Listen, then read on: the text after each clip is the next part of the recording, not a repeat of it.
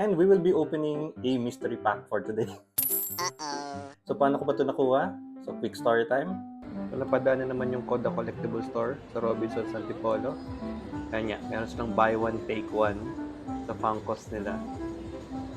Pero doon kami nag-focus sa other figures. Kasi may hinahabol kami, which is si Freyren. Hindi kami makakuha ng single figure niya na may weapon.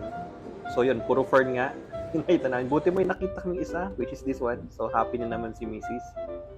So para sa kanya talaga yan. Yan yan. Ganda. Siyempre, merong Pokemon cards. So we tried to look around. And we saw Lechonk.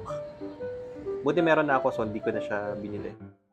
And yan, meron tayo nakita mga mystery packs. So, mingi ako ng tulong sa aking bunso to pick one for me. Tingnan natin kung suswertehin tayo. Thank you, little one. And hence, we are here. Nung sinare sa akin to, meron ka makukuha dito 8 na cards daw.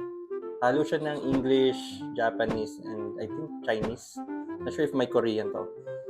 So yeah, let's check what's inside and see kung may langit ba sa dulo. Let's go!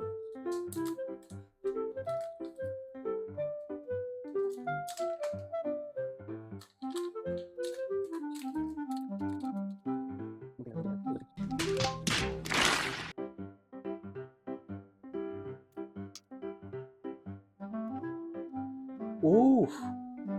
25th edition, no? Japanese, it's a Japanese energy card. Darkness. Ganda. I'm collecting this one din kasi so nice. Oh, nice. Obstagoon. Hollow. Ganda. Yeah. Yes! Full art to. Skunk Tank na V-card. Sobrang tagal na natin hindi nakakita nito.